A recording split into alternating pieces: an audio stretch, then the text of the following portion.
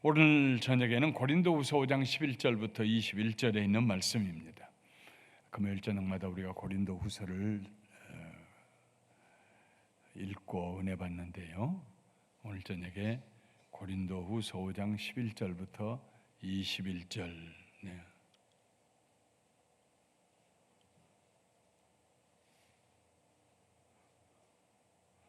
11절부터 12절까지 먼저 우리 읽어보도록 할까요? 한 목소리로 크게. 우리는 주의 두려우심을 알므로 사람들을 권면하거니와 우리가 하나님 앞에 알려졌으니 또 너희의 양심에도 알려지기를 바라노라. 우리가 다시 너희에게 차천하는 것이 아니요 오직 우리로 말미암아 자랑할 기회를 너희에게 주어 마음으로 하지 않고 외모로 자랑하는 자들에게 대답하게 하려 하는 것이라. 우리는 주의 두려우심을 알므로. 이 금요일 저녁에 우리들이 성경을 공부하는데요, 9절 읽고 굉장히 은혜가 됩니다. 어떤 말씀을 가지고 주제를 거기서 찾아내 설교할 수도 있고, 또 이렇게 말씀을 강해하듯이 한 구절 한 구절 가지고 은혜를 나눌 수 있는데, 금요일 저녁은 그렇게 여러분들과 말씀을 나눕니다. 우리는 주의 두려우심을 안다 그랬어요. 그 말씀은 그 전에 10절까지 10절에 있었던 누구든지 앞으로 우리가 다 그리스도의 심판대 앞에 서서 말하고 행한 대로 받게 될 줄 아노라 하는 말씀이 있어요. 그것이 두려움입니다. 예수 믿는 사람들은요, 내가 어떻게 살았느냐 하는 것을 예수님 앞에 서서 얘기하고 나 자신도 잊어버렸던 것을 들추어내 주셔서 우리의 말과 행동에 따라서 갚아주시는 그런 시간이 온다는 것입니다. 그 자리에서 상을 받으면 얼마나 좋아요. 그러나 그 자리에서 책망을 듣는다고 그러면 얼마나 두렵습니까? 예수 그리스도의 심판대 앞에서 우리가 말한 것과 행동한 것에 대해서 우리에게 들추어서 있는 그대로 알게 해주실 그 하나님을 우리는 두려워한다 하는 것입니다. 그 하나님을 두려워하는 사람은 세상에서 함부로 살 수가 없습니다. 없는 말 지어낼 수가 없습니다. 남을 욕되게 할 수가 없고, 남에게 손해를 끼칠 수가 없고, 남의 걸 몰래 훔칠 수도 없고, 거짓말할 수도 없습니다. 하나님이 아시는데. 바울은 하나님 앞에 숨길 것이 없었습니다. 다 드러났어요. 다 드러났어요. 엑스레이로 우리 몸을 찍는 것보다도 더 정확하게, 단층을 잘라서 촬영해내는 것보다도 더 분명하게 우리의 생각과 우리 입술의 말과 우리의 행동과 모든 동기와 모든 걸 다 아시는 하나님, 그 하나님 앞에 내가 알려졌다, 드러났다, 하나님 나를 아신다 하는 말입니다. 하나님이 나에 대해서 모르시는 것이 없어요. 다윗이 그런 신앙 고백을 시편 139편에서 했습니다. 나의 전후 좌우를 둘러 진치시고 내 입에 말이 나가기도 전에 그 말이 무슨 말인지를 하나님은 아시고 내 생각을 아시고 감찰하십니다. 내 생각의 경중을, 가벼움과 무거움을 하나님께서 청량해 보신다는 것입니다. 다윗은 늘 하나님 앞에 자기가 감출 수 없다는 것을 알고 있었습니다. 이것이 다윗이 하나님 앞에 바른 삶을 살게 되는 동기였습니다. 하나님 앞에 모든 것이 다 드러난 바울은 마찬가지로 고린도 교회 성도들에게도 숨길 것이 없었습니다. 숨길 것이 없어요. 숨길 것이 없는 사람은요, 두려운 것이 없습니다. 부끄러운 일이 없습니다. 걱정도 없습니다. 사람이 날 알면 어떡할까? 걱정할 것이 없어요. 많은 사람들이 누군가 나에 대해서 알면 어떡할까 하는 것 때문에 조바심을 가지고 인생을 살아갑니다. 그러나 설사 내가 과거에 잘못한 일이 있더라도 하나님 앞에 회개하고 용서함 받았으면요, 하나님이 아시고 용서하시는데 사람이 안들 무슨 상관이에요? 아무 상관없어요. 그래서 하나님과 사람 앞에 자기를 있는 그대로 드러내놓을 수 있는 사람, 인생을 가볍게 삽니다. 두려움 없이 삽니다. 바울이 그랬습니다.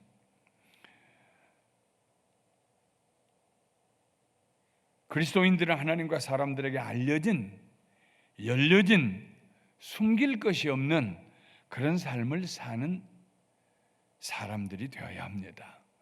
하나님 날 다 아세요. 하나님께 숨길 수 없으니까 회개하면 돼요. 다른 사람 앞에도 숨길 거 없어요. 용서 구할 일 있으면 용서 구하면 돼요. 때로는 자신의 연약함을 가지고 간증해도 그만이에요. 네. 바울은 고린도 교회 성도들에게 다시 자신이 누구인가를 말할 필요가 없었어요. 다시 스스로 청구할 필요가 없었어요. 외모로 자랑하는 자들은 할례파들입니다.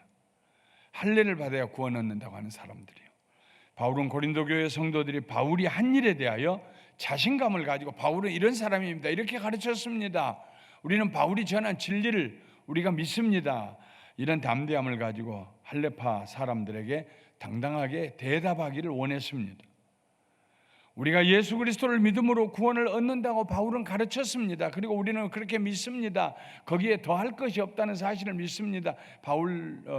고린도 교회 성도들이 그런 당당한 성도들이 되어서 할례를 받거나 율법을 지킴으로 구원이 완성된다고 하는 외모를 중시하는 그 사람들에게 대답할 말을 갖게 되기를 원했다는 말씀입니다.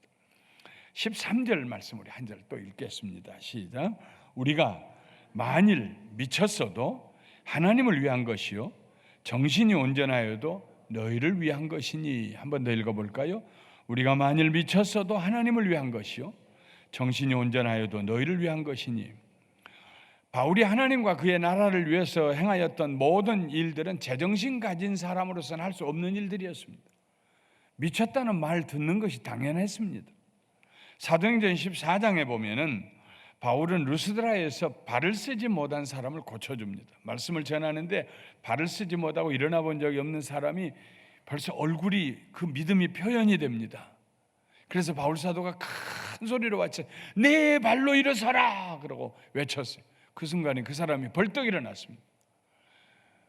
그 크지 않은 고을의 루스드라에 앉아서만 살던 사람이, 일어나 본 적이 없는 사람이 바울의 그 말에 벌떡 일어나서 걷고 뛰는 것을 보고 사람들이 너무너무 놀래가지고, 아직 복음이 충분히 전파되지 않았을 때니까 저 사람들은 신인 것이 분명하다.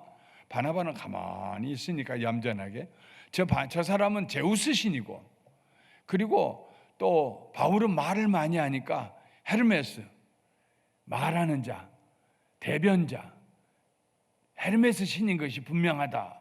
그 말을 듣고 그 루스드라에 있는 제우스 신전의 제사장이 소 한 마리를 끌고 오고 화환을 가지고 와서 대문 앞에 이르렀습니다. 바울과 바나바에게 제사를 드리겠다고. 예. 사람이 돼서 여기 나타난 제우스라고, 제우스의 대변자 헤르메스라고. 그때 바울이 옷을 찢으면서 그들에게 복음을 전합니다. 사도행전 14장 15절에 이르되 여러분이여 어찌하여 이러한 일을 하느냐? 우리도 여러분과 같은 성정을 가진, 몸과 마음과 생각을 가진 사람이라. 여러분에게 복음을 전하는 것은 이런 헛된 일을 버리고 천지와 바다와 그 가운데 만물을 지으시고 살아계신 하나님께로 돌아오게 함이라. 우리가 여러분들에게 복음을 전하는 것은 이런 일, 제우스 신이나 이런 우상들에게 제사 지내는 일 버리고 하늘과 땅과 그 가운데 만물을 지으신 하나님께로 돌아오도록 여러분들 인도하기 위해서 복음을 전하는 것이다. 왜 이런 일을 하느냐 하고 외쳤습니다. 그런데 얼마 안 있어서 아마 같은 날 그랬는지 그 다음 날 그랬는지 성경은 그 인터벌이 기록이 안 돼 있습니다만은 아마 곧 그랬을 겁니다. 뒤따라 안디옥과 이고니온에서 온 유대인들이 무리를 충동질해서 아마 바울과 바나바를 사기꾼이다, 믿을 수 없는 사람들이다, 이렇게 충동질을 했겠죠. 그래서 그 사람들이 그 앉아서 한평생 살다가 바울이 말하여 일어나 걷고 뛰게 된 그 사람을 보았던 그 사람들이, 그 얘기를 들었던 루스드라의 사람들이 돌로 바울을 쳤습니다. 돌을 던졌어요. 바울이 기절했습니다. 죽은 줄 알고 그 바울을 질질 끌어서 성 밖에다가 집어 던졌어요. 제자들도 죽은 줄 알았어요. 그래서 바울의 제자들이 모두 바울을 둘러서서 슬픈 얼굴로 내려다보고 있는데 바울이 깨어났습니다. 하나님 다시 살려주셨어요.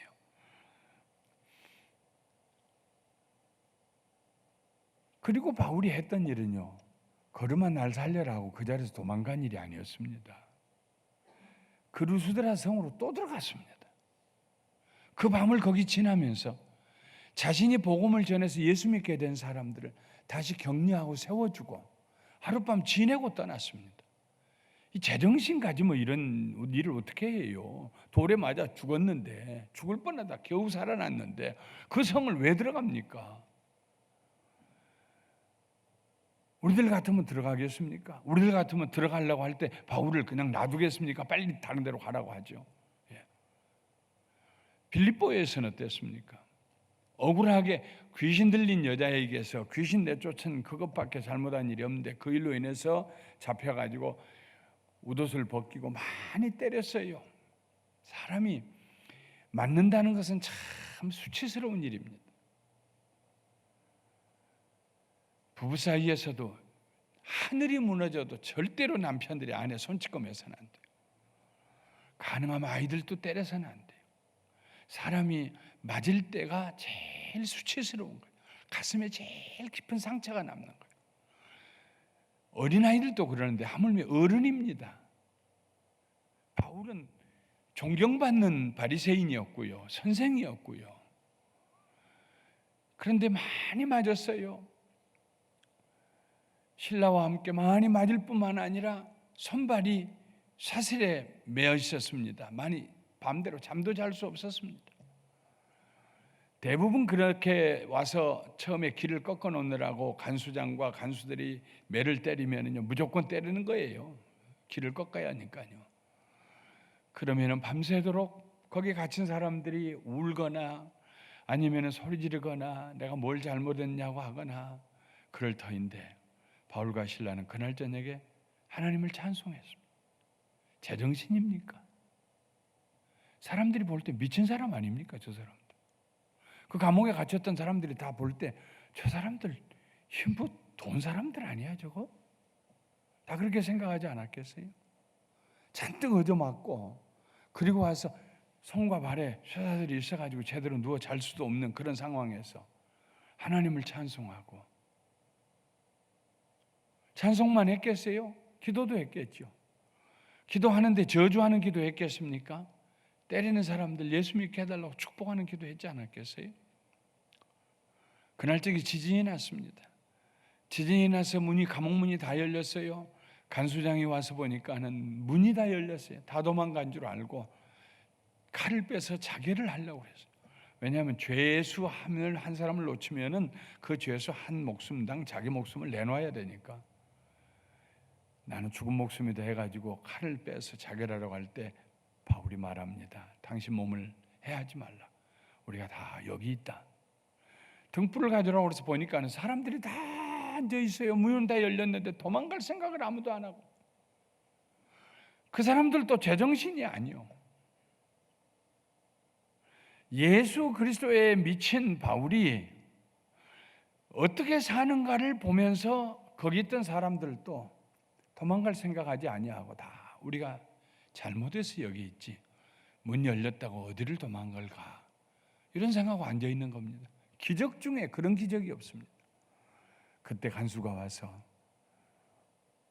어떻게 해야 내가 구원을 얻겠느냐? 주 예수를 믿으라 그리하면 너와 내 집이 구원을 얻으리라. 그래서 그날 저녁에 간수장이 와서 그들의 매맞은 곳을 상처를 치료해줘. 상처가 찢어졌단 말입니다. 채찍에 맞고 하면 치료해주고 바울이 그 가족 전체를 세례를 주고 그리고 다시 감옥에 왔어요. 바울은 간수장이 우리 집에서 자라고 하면 안 했겠습니까? 상상이지만은 그런 상상은 가능한 거죠. 간수장이 그런 위대한 인물을 만났는데 바울을 자 우리 세례 주고 오늘 저녁 식사 내가 대접했고 치료도 해줬으니까 감옥에 가십시오 그랬겠어요? 여러분들 같으면 그러셨겠어요? 자기 안방 내놓으면서 여기 주무십시오 그러죠. 아마 바울이 아니라고 그러고 감옥으로 내려갔을 것입니다. 뒷날 석방이 됐죠. 제정신 아닙니다. 바울은 가는 데마다 제정신이 아니었어요. 그 유라굴로라고 하는 큰 풍랑을 만나 사람들이 다 죽겠다고 그러고 선장도 선원들도 우린 다 죽었다고 할 때, 그때 바울은 하나님 앞에 기도하고 일어나서, 여러분, 내가 섬기는 하나님의 사자가 어젯밤에 내 곁에 서서 말하기를 이 배에 탄 사람은 하나도 다치지 않으리라고 말씀했습니다. 나는 그 말씀한 대로 될 줄로 믿습니다. 그 배에 탄 사람들이 볼 때 바울을 제정신을 가진 사람이라고 봤겠어요. 사람들은 바울이 제정신이 아니라고 비난했습니다. 자기가 일해서 자기 돈으로 매맞아 가면서 굶주려 가면서 그러면서 복음을 전하고 다닙니다. 바울은 하나님을 위하여서 미친 사람이었습니다. 우리가 미쳐도, 내가 미쳐도 하나님을 위해서 미쳤고, 그러나 너희들을 위해서는 내가 미친 사람이 아니다. 제정신 가진 사람이다. 너희들에게 내가 가르친 전한 복음은 제정신 가지고 전하는 것이다 하고 말합니다. 14절 15절 우리 같이 읽어요. 큰 소리로 시작. 그리스도의 사랑이 우리를 강권하신도다. 숫자는 얼마 안 되지만 우리 큰 소리로 같이 읽어봐요. 시작. 그리스도의 사랑이 우리를 강권하시는도다. 우리가 생각하건대 한 사람이 모든 사람을 대신하여 죽었은즉 모든 사람이 죽은 것이라. 그가 모든 사람을 대신하여 죽으심은 살아있는 자들로 하여금 다시는 그들 자신을 위하여 살지 않고 오직 그들을 대신하여 죽었다가 다시 살아나신 이를 위하여 살게 하려 하심이니라.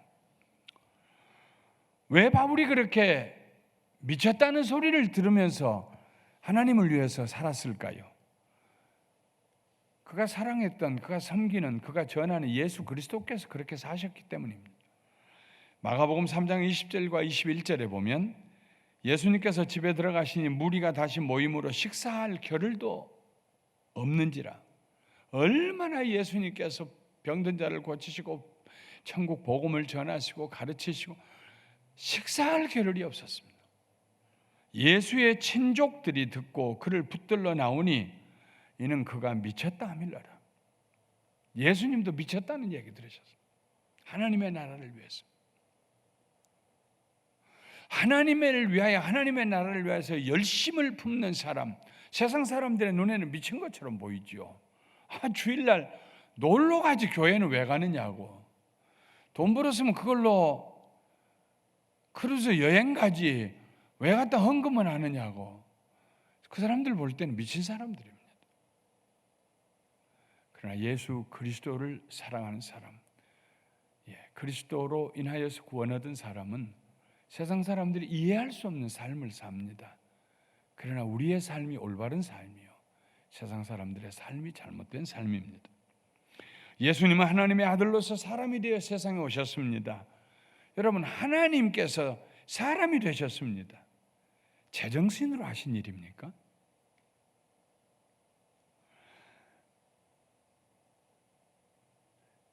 하나님께서 그렇게 제정신으로 하실 수 없는 일을 하신 원동력은, 동기는 무엇일까요?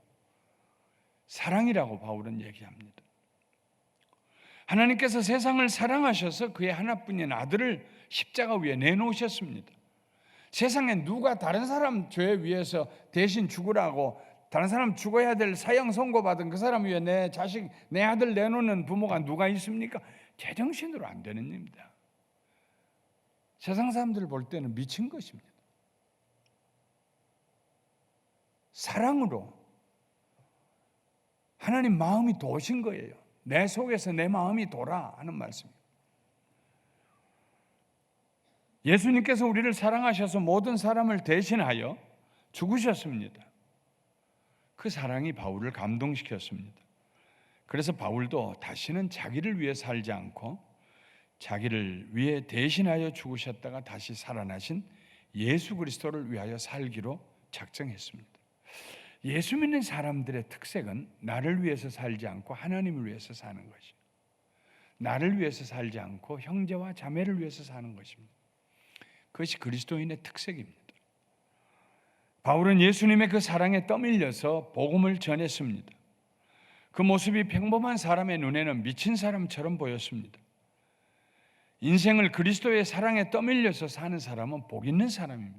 내 속에 그리스도의 사랑이, 원자폭탄과 같은 그리스도의 사랑이 내 속에 자리 잡아서 나로 하여금 그렇게 살 수밖에 없게 만드는 그런 원동력에 의해서 밀려서 하나님의 사랑에 때밀려서 사는 사람은 복 있는 사람입니다. 그런 삶은 가장 의미 있는 삶이 됩니다. 그리스도인들은 자기를 위해 사는 사람들이 아니고 그리스도를 위하여 사는 사람들입니다. 이것이 성경의 가르침입니다. 이것이 초대교회 성도들의 삶이었습니다. 그런 삶을, 하나님을 위해서 사는 삶, 다른 성도들을 위해서 사는 삶, 그런 삶이 성경적인 삶이고 초대교회의 삶인데, 그런 삶에다가 우리가 살고 있는 우리의 삶을 한번 적용시켜 보십시오. 얼마나 삐뚤어졌습니까?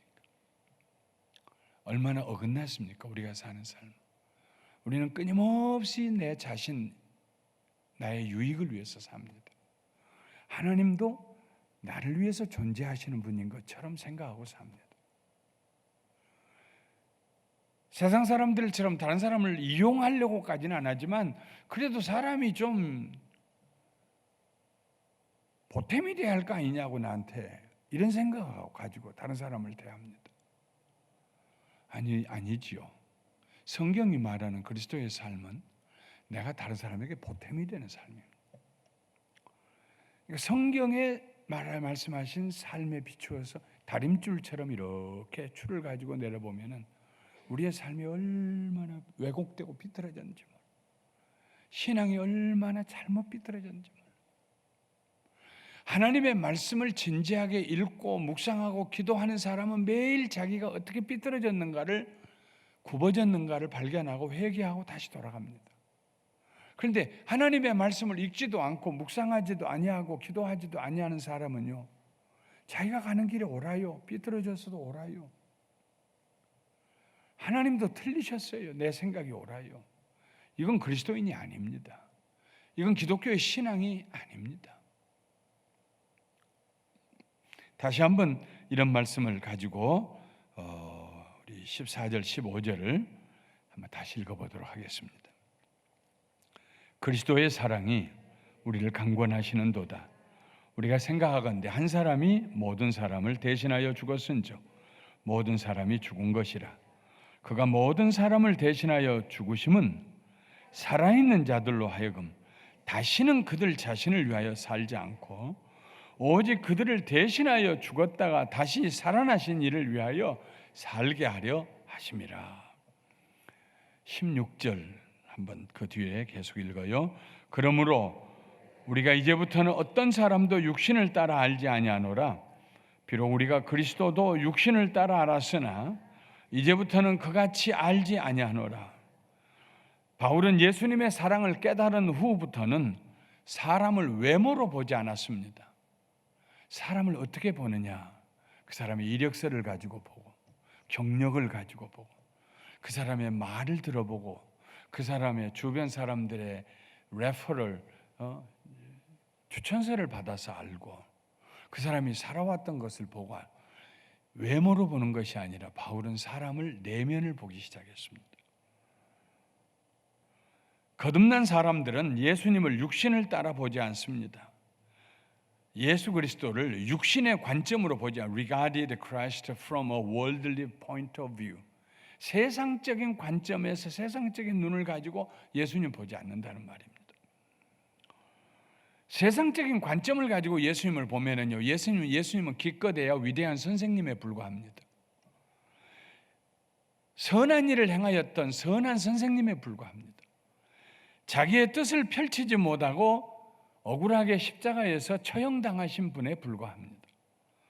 그러나 성령으로 거듭난 사람들은 예수님을 사람이 되신 하나님의 아들, 나의 죄를 짊어지시고 죽으신 나의 대속의 주님, 내 죄를 대신 속하여 주기 위하여 죽으신 주님, 죽으실 뿐만 아니라 부활하셨고, 부활하셨을 뿐만 아니라 제자들이 보는 앞에서 들리어 올라가 하늘로 올라가셨고, 그리고 올라가신 것처럼 다시 세상에 오실 나를 구원하신 주님으로 보게 됩니다. 우리는 그렇게 보는 게 좀 쉽지요. 2000년의 세월이 지났으니까. 그러나 바울은 예수님과 거의 동시대의 사람입니다. 아마 예수님과 몇 살 차이 안 졌을 것입니다. 사람으로 볼 수 있죠. 예수님의 아직도 흔적이 여기저기 남아있는데요. 그런데 제일 먼저 예수님에 대해서 우리도 예수님을 육신의 눈으로 육체적인 세상적인 관점으로 보지 않는다 하고 선포했던 사람이 바울입니다.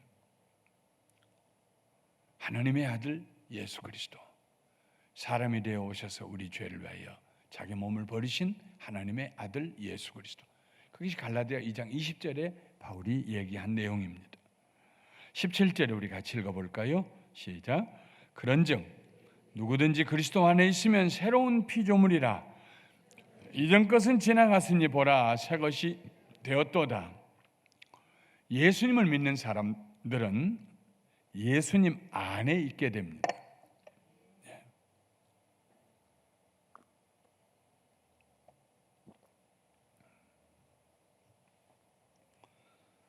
예수님을 믿는 사람들은 늘 자기의 존재, 나는 어디에 있는가, 있는 자리를 늘 살핍니다. 내가 예수 그리스도 안에 있는가, 예수 그리스도 밖에 있는가. 너희가 나를 떠나서는 열매를 맺을 수가 없다. 가지가 원둥지에서 잘려나가면 말라서 불에 태워지는 것처럼 너희가 나를 떠나서는 아무 열매를 맺을 수가 없다. 너희가 내 안에 있고 내가 너희 안에 있으면 너희는 많은 열매를 맺을 것이다. 예수 말씀했습니다. 우리는 늘 정말로 늘 자주 하루에도 몇 번씩 우리 자신에게 물어야 합니다. 나는 지금 어디에 있는가? 예수 그리스도 안에 있는가? 예수 그리스도 밖에 있는가? 내 생각하는 것과 내 말하는 것이 예수님과 상관없는가? 얼마나 멀리 떨어져 나왔는가? 오 주여, 나 이제 돌아갑니다. 그때마다 우리는 주님을 찾고 주께로 돌아가야 됩니다. 주님, 다른 거 다 중요하지 않아요. 내게 지금 이 순간에 제일 중요한 것은 내가 주 안에 다시 돌아가는 것입니다. 주님, 저를 다시 맞아주세요.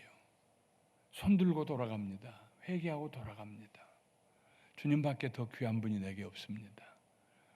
주 안으로 돌아가는 이 운동이 하나님 나라 갈 때까지 우리의 삶에 계속돼야 합니다. 왜냐하면 세상 사는 동안에 우리가 하나님 나라 갈 때까지 계속해서요 우리를 자꾸 다른 데로 끌어내려고 하는 세력들이 있기 때문에, 사탄이 그러고 세상이 그렇고요, 세상의 즐거움이 그렇고요, 미움과 분노가 그러고요. 그럼 불편해요. 굉장히 불편해요. 하나님, 그래도 주님도 생각해 보세요. 그런데요, 타협이 없어요. 예수님에게 좀 생각해 보세요. 나도 좀 마음대로 좀 분 좀 내고요, 저주하고요, 좀 이해해 주세요. 잠깐만 그럴게요. 그런데 예수님께서 동의하지 않으세요. 칼로 그냥 자르듯이 안 된다고 그러세요. 그게 그리스도인입니다. 그게 신앙생활입니다. 그리스도인들은 굉장한 자유를 가지고 있으면서 동시에 자유가 일절 없는 사람들, 자유인이면서 동시에 종이요, 그리스도의 종입니다. 내가 다른 사람을 저주하고 죽이고 싶고 미워하고 그러는 동안에는 내 안에 예수 그리스도께서 계실 수가 없고 내가 그리스도 안에 있을 수가 없어요. 어떻게 가지가 잠깐 동안이라도 원둥지에서 떨어져 나간 다음에 나 일 좀 보고 와서 다시 붙을게요? 그게 가능하겠어요? 이건 불가능하다 하고 인식하는 것이 신앙생활입니다. 주일만 오면 내가 붙을게요. 다시 월요일부터는 좀 떨어져 살게요. 안 돼. 안 된다고 그러시는 거예요. 그런 면에 있어서는 옴짝달싹할 수가 없어요.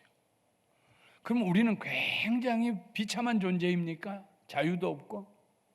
그럼 마음대로 자유하고 예수님에게서 따라가서 나 마음대로 살 때는 행복하게 되나요? 남 저주하고 미워하고 분노하고 싸우고 욕하고 그러고 나면 마음이 편한가요? 세상을 따라가서 쾌락을 쫓아 마음대로 살면 편한가요? 아닌 거요. 예수 그리스도 안에 있을 때 우리에게 생명이 있고 그리스도의 생명이 우리 속에 흘러들어오고 우리 속에 기쁨이 있고 삶의 능력이 나오고요. 예수 믿는 사람들은 예수님 안에 있는 사람이요, 예수님 안에서 새롭게 지어져 가는 존재입니다. 누구든지 그리스도 안에 있으면 새로운 피조물이라, 새롭게 지어져 가요. 성령님께서 우리를 다시 지으십니다. 어제보다 오늘 더 낫게, 오늘보다 내일 더 낫게. 우리 속에 있는 이전 것들을 성령님께 쓸어내십니다. 우리가 다시 가지고 들어오려고 그러면 또 성령님께서 그것 버리라고 그러십니다. 그리고 새로운 존재가 되게 하십니다. 이전 것은 하나님 없이 살던 삶의 습관입니다. 새 것은 하나님과 함께 사는 삶입니다. 이러므로 이 구절이 우리의 간증이 되어야 됩니다. 모든 그리스도인들이 우리 함께 같이 17절 다시 읽어봐요. 시작. 그런즉 누구든지 그리스도 안에 있으면 새로운 피조물이라. 이전 것은 지나갔으니 보라 새 것이 되었도다. 다시 우리 같이 외워봐요. 시작. 그런즉 누구든지 그리스도 예수 안에 있으면 새로운 피조물이라. 이전 것은 지나갔으니 보라 새 것이 되었도다. 18절 19절 같이 읽어요. 시작. 모든 것이 하나님께로부터 났으며 그가 그리스도로 말미암아 우리를 자기와 화목하게 하시고 또 우리에게 화목하게 하는 직분을 주셨으니 곧 하나님께서 그리스도 안에 계시사 세상을 자기와 화목하게 하시며 그들의 죄를 그들에게 돌리지 아니하시고 화목하게 하는 말씀을 우리에게 부탁하셨느니라. 화목이라는 말이 4번이나 나옵니다. 화목. 이 모든 일들, 이전 것은 지나가고 새 것이 된 이 모든 일들은 사람이 한 일이 아니라는 것입니다. 하나님이 하신 일이라는 것입니다. 모든 것이 하나님께로부터 났다. 새 사람이 되는, 새로운 피조물이 되는, 이전 것은 지나가고 새 것이 되는 이 모든 것이 사람인 우리가 하는 것이 아니고 하나님께로부터 났다. 하나님이 하신 일이다. 우리가 한 일이 아무것도 없습니다. 그래서 은혜입니다. 하나님께서 하신 일은 그리스도를 통하여 우리를 자신과 화목하게 하신 일입니다. 하나님이 하신 일이 무엇입니까? 물으면 우리가 대답할 정답은 예수 그리스도를 통하여서 원수되었던 우리들을 하나님과 화목하도록 하신 일입니다. 아무도 자기 스스로 하나님과 화목할 수가 없습니다. 하나님 앞에 나가면 하나님은 공의로우신 하나님이기 때문에 죄인인 우리들은 죽임을 당해요. 예수님이 우리 대신 죽이심을 당하심으로 우리는 그리스도를 통하여서 하나님 앞에 산자로 나아갈 수 있고 하나님의 자녀가 되는 은혜를 받게 된다는 말씀입니다. 하나님의 은혜를 깨닫는 순간에, 하나님의 은혜를 깨닫는 순간에 우리가 뭘 깨닫느냐 하면은요, 진리가, 우리가 깨닫는 진리는 하나님이 다 하셨습니다. 하나님이 다 하셨습니다. 한번 큰 소리로 해봐요. 하나님이 다 하셨습니다. 아, 그렇게 해서 나를 부르셨구나. 아, 그렇게 나를 포기하지 아니하시고 끝까지 나를 붙들으셨구나. 아, 그렇게 해서 마침내 나와 화목하시고 내 아버지가 되셨구나. 하나님을 아버지로 부르게 하셨구나. 그걸 깨닫는 게 은혜입니다. 하나님이 하셨다. 하나님은 바울에게 직분을 주셨는데 무슨 직분을 주셨냐면 화목해 만드는 직분을 주셨습니다. 바울이 전하는 복음은 그리스도께서 십자가 위에서 하신 일입니다. 놀랍게도 바울은 예수님께서 어떤 기적을 행하셨는가에 대해서 별로 언급하지 않습니다. 그럼 바울의 서신을 읽어보십시오. 수가성 우물가에서 예수님이 남편 6을 둔 여인을 만나서 그런 얘기 바울 한 번도 얘기 안 했습니다. 베드로와 야고보와 요한과 안드레가 한 마리도 고기를 잡지 못하였을 때 우리 예수님께서는 깊은 곳에 그물을 던지게 해서 2배에 가득 채워주셨습니다. 이런 얘기 안 했어요. 놀랍게도 바울의 서신 11권을 다 읽어봐도요, 예수님이 베푸신 기적에 대해서는 언급이 없습니다. 오직 예수님이 십자가에 못 박히신 것만 얘기합니다. 물론 예수님이 세상 사시면서 기적 행하셨다는 걸 바울이 부인한 거 아닙니다. 그러나 바울에게 있어서 제일 중요한 것은 그가 우리를 위해서 십자가 위에 죽으셨다는 것입니다. 그가 죽으심으로 우리에게 어떤 일이 일어났는가 하는 그 십자가의 고난과 죽으심과 부활과 그 죽으심과 부활을 통해 우리에게 미쳐지는 놀라운 능력, 구원의 능력을 전합니다.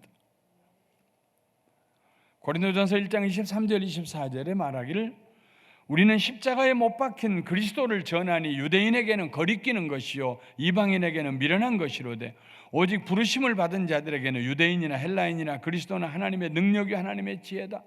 십자가만 우리는 전한다. 이 십자가가 하나님의 능력이요 하나님의 지혜다. 유대인들에게는요 거리끼는 것이 어떻게 하나님 아들이 죽을 수가 있느냐, 스캔달입니다. 스칸달로스, 거리끼는 것입니다. 있을 수 없는 일이단 말이에요. 헬라 사람들에게는 어리석은 일이고 미련한 일입니다. 왜? 죽었으면은 영이, 혼이 몸에서 빠져나갔으니까 잘 됐는데 왜 다시 육체로 부활했다고 하느냐, 그 혼이 또 들어갔다고 하느냐. 헬라 사람들은 이원론을 가지고 있어서 영은 좋은 것이고 정신은 좋은 것이고 물질은 악한 것이라고 생각했거든. 그리스도의 십자가가 유대인들에게는 거리낌이 되고 걸림돌이 되고 헬라 사람들에게는 미련하게 보이지만 부르심을 받아서 하나님 자녀로 부르심을 받은 자에게는 유대인이나 이방인이나 헬라인이나 예수 그리스도는 하나님의 능력이요 지혜다. 그게 십자가다 하는 것입니다. 바울이 전하는 복음의 핵심은 예수 믿고 하나님과 화목하라는 것입니다. 예수 믿고 죄사함 받고 하나님과 화목하라는 것입니다. 이거 외에 다른 것이 없었어요. 물론 그렇게 하나님과 화목한 사람은 이렇게 살아야 됩니다 하고 어떻게 살 것인가 삶을 교훈을 준 것도 있습니다만은 거의 바울의 서신의 절반 앞에는 교리적인 얘기고 절반 이후에는 삶의 교훈을 얘기합니다. 그 교리를 어떻게 삶에 적용하느냐. 그러나 바울이 전한 복음의 핵심은 예수 믿고 죄사함 받고 하나님의 자녀가 되시오, 하나님과 화목하시오 하는 것입니다. 마지막 20절 21절 우리 함께 읽어보겠습니다. 시작. 그러므로 우리가 그리스도를 대신하여 사신이 되어 하나님이 우리를 통하여 너희를 권면하시는 것 같이 그리스도를 대신하여 간청하노니 너희는 하나님과 화목하라. 하나님이 죄를 알지도 못하신 이를 우리를 대신하여 죄로 삼으신 것은 우리로 하여금 그 안에서 하나님의 의가 되게 하려 하심이라. 고린도 교회에는 아직도 교회에는 출석하지만 하나님과 화목하지 못한 사람들이 있었습니다. 오늘날 교회에도 교회에 출석하기 때문에 모든 교회에 출석한 사람들이 다 하나님과 화목했다고 얘기할 수는 없습니다.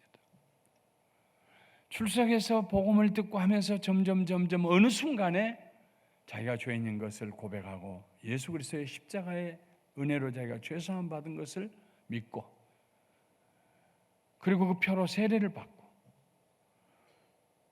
그럴 때 그 그리스도를 통하여서 그리스도의 십자가의 보배하는 피로를 통하여서 하나님 앞에 화목하게 되고 하나님을 아버지로 모시고 이제는 나를 위해 사는 것이 아니라 하나님을 위해서 사는 삶을 살 때 그 사람이 하나님과 화목한 사람.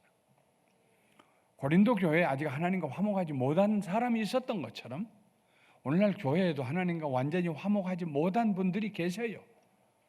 그러니까 희망이 없다는 얘기는 아닙니다. 말씀을 듣고 공부하고 그러면서 성령님께서 그리스도 안에서 그 사람을 계속해서 새롭게 지어가실 때 마침내 하나님과 완전히 화목해서 한 집에 살면서도 큰아들처럼 아버지 나한테 뭐 해준 거 있어요? 하는 그런 큰아들이 아니라 비록 둘째 아들처럼 멀리 방황하고 떠났지만 돌아와서 회개하고 아버지와 다시 화목하고 아버지의 자식이 되는 그런 은혜를 체험하게 될 것입니다. 그러므로 지금 현재 그럼 나는 하나님과 화목해서 안 해서 그것 때문에 염려할 거 없습니다. 아직 그런 확신이 없는 분들은 기도하시고 구하십시오. 하나님 나도 그렇게 좀 믿어보고 싶습니다. 나도 제정신이 아니게 좀 믿어보고 싶습니다.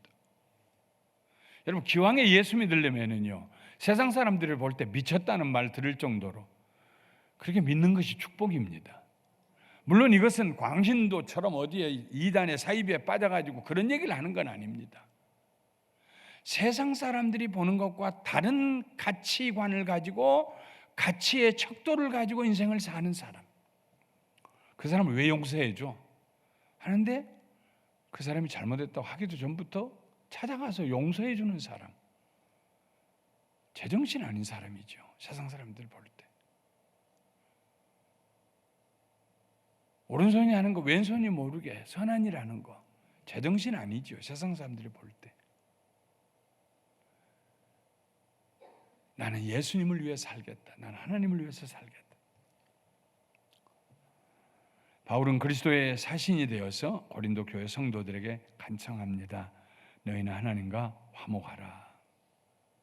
그러면서 십자가의 진리를 다시 선포합니다. 하나님이 죄를 알지도 못하신 이 예수 그리스도를 우리를 대신하여 죄로 삼으셨다.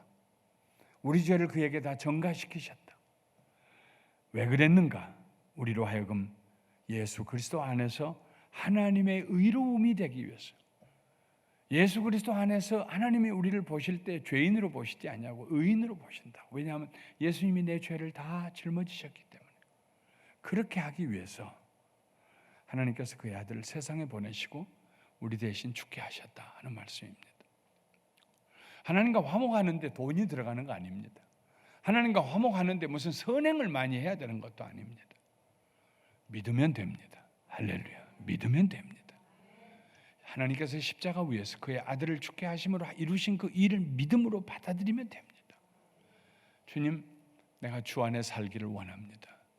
주 안에 있는 나에게 땅 근심이 있으랴. 예수 안에 살면 근심이 없어요. 두려움도 없어요. 기쁘고 즐거워해요. 예수 안에 사는 것은 감옥에 갇히는 것이 아닙니다. 예수님 안에 사는 것은 참으로 자유한 삶입니다. 기도하시겠습니다.